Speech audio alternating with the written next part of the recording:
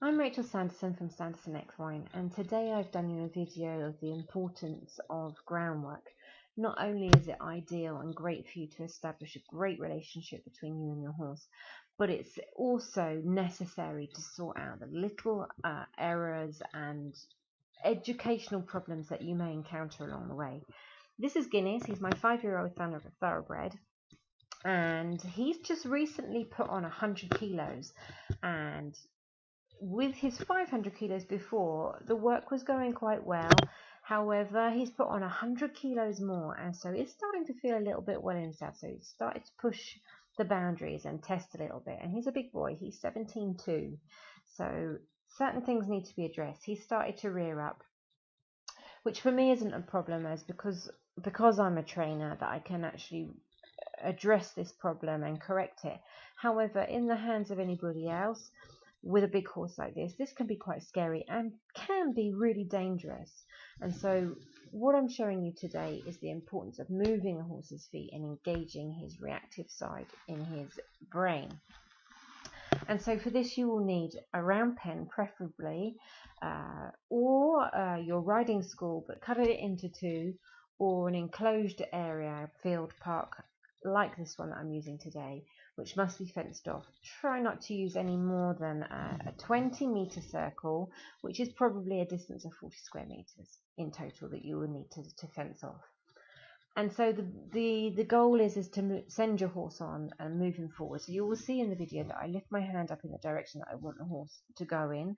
I will stay behind his drive line. The drive line is an imaginary line between the girth and his hindquarters. And I will send him forward with the whip. At any given moment, I will change the direction just to make sure the horse is listening. Here we go. Hand up to the right, whack the whip on the floor and send him in the opposite direction. You have to be confident and send the horse forward. I'm not worried about where his head is looking at the moment or his alignment, because that's not the process of today. Today's goal and whole idea of this session was to actually let the horse know that we're working in harmony together, but it's me number one and him number two. And so he has to be listening and he has to be reactive. And what I'm really looking for is this moment here when the horse starts to lower his head and stretch out. This means my horse is listening to me. And so then I will go on to my next stage, which is stage 2, gaining respect on the lunge line. So I speeded up the video a little bit here because it's a little bit boring watching the horse go round and round and round, but still. I will send him round, and again I will repeat, I haven't put any side reins on him or anything because I'm kind of trying to tempt him into making a mistake, because he has before now in an open space on the lunge taken the lunge, reared up and tried to run off, which is not good. When you've got a big horse, he needs to understand that's not possible. Here you notice he actually hesitated a little bit, and this is one of the first signs that I noticed where things aren't going right. He's looking around. You can't see this in the video, but his eyes were all over the place, looking for a way that he can just move away and get up to no good. He was looking for a way out. I tried to send him on, and in this moment here, I slowed the video down because this is where he goes for it. He takes up the lunge line, tries to take me off, and then tries to gallop off.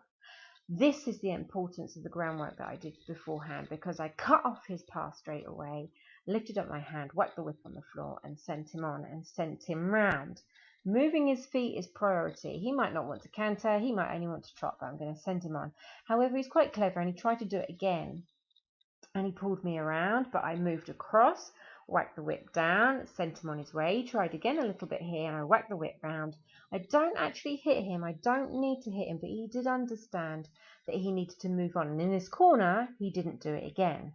However, he's a little sweetheart, and he tried it in this corner. Again, going out towards the right, he wanted to take me away. It's not a problem.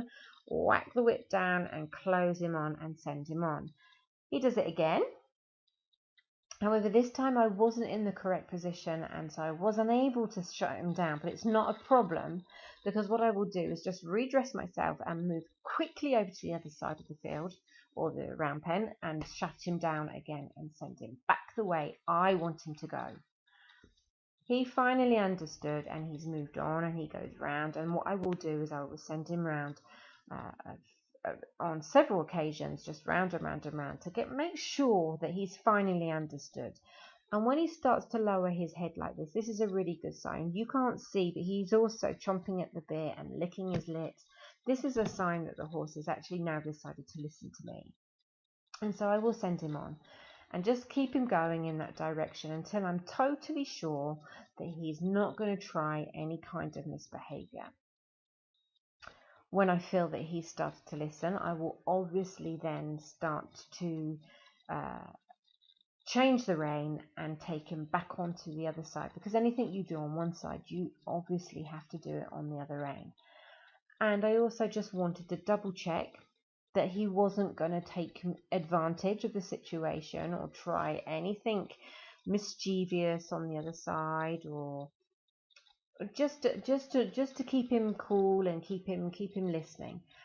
And I will repeat again, his head is a little bit all over the place, but today my lesson wasn't about that. I'm not really bothered. That doesn't really upset me, that the fact that the horse is a little bit here or there. It's the main objective of this lesson was the fact that the horse is listening to me and that he's not going to create any problems. There's not going to be any side effects, if you want. He's not going to try and take off with me. He's actually realized that he's had to think about it. He's actually realized the importance of the groundwork beforehand.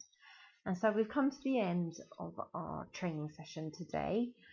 The horse has done really well, albeit he's not a nasty horse. He's just like an adolescent. He's just like a teenager, if you like. He's just looking to test the limits, and he's obviously realized that he needs to follow the rules. So at the end of the lesson, I will congratulate him by just caressing him and letting him know he's done a good job. And then I will take him off. He's going to go and have a shower now. And then I'm going to put him in his stable. He's going to have a bit of hay, and I'm going to put his ice boots on him, and he'll have a think about his behaviour, and we will go out again and do this again tomorrow.